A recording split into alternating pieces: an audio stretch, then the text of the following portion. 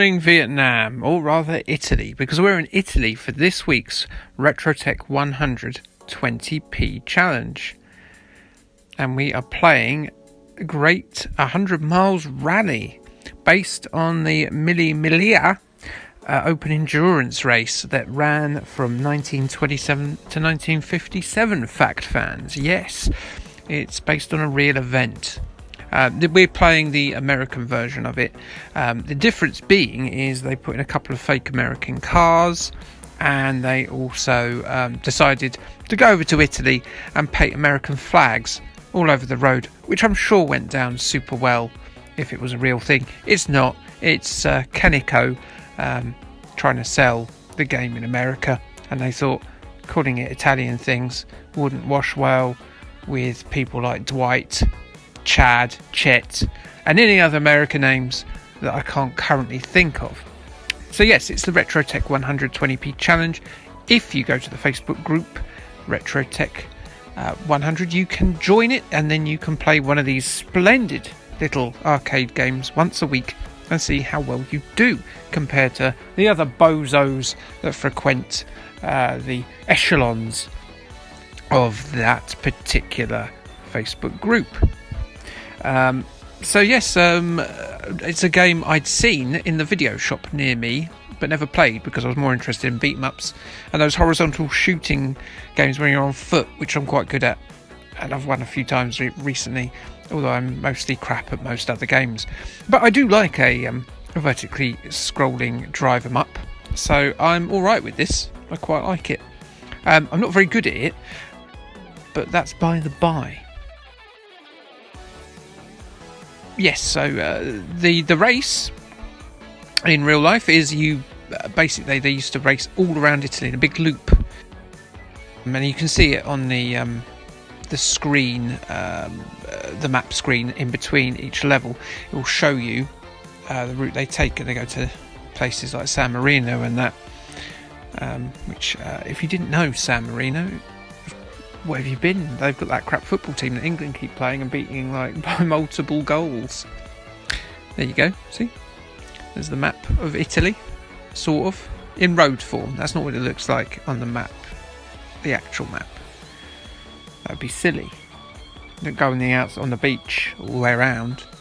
You have some trouble in some of the bits. This game seems to perpetually rain on me as well, which is nice. I bet the American version added that. No, don't go on holiday there. Stay in the US. There's so much to see and do. It just rains in Italy. And the Italian men will take your lady friend, and they will court her, and they will give her pasta and I don't know, ice cream, gelato, and she will be weak at the knees. Yeah, so the key to this game is basically don't concentrate on anything other than this game. Remain completely laser focused, and every time you see that arrow thing come up, hit that brake button. Otherwise you're all going to be in all kinds of trouble. Now I use my first continue here.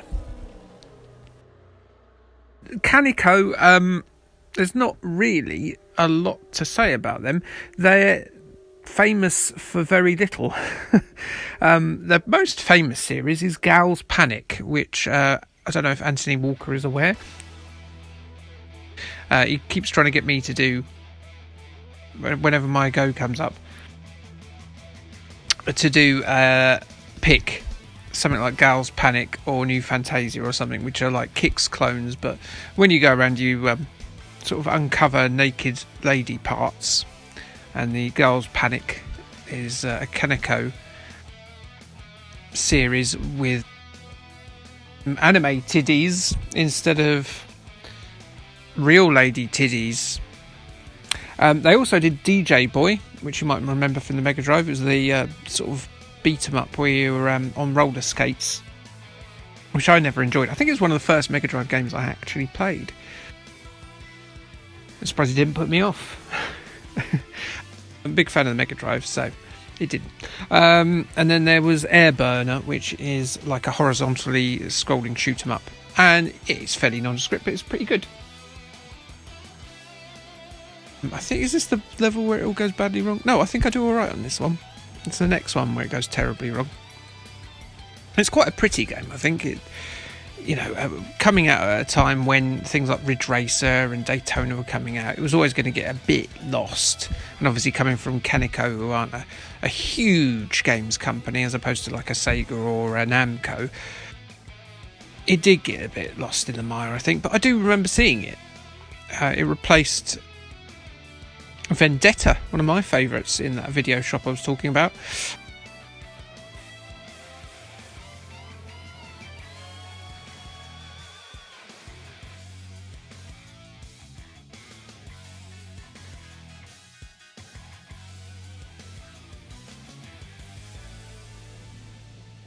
But yes, good selection by Douglas. Please check out his page. He's stand-up chap who was very upset didn't win the Space Invaders challenge after I so pitifully failed it. Yes, this is where it goes wrong for me.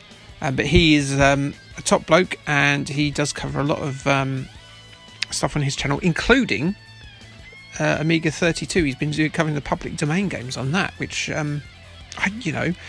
it's a whole new world for me. Look as I trash San Marino with my sports car, by the way. Fantastic stuff, eh? This game didn't come out on any other format, I do believe, apart from the arcade.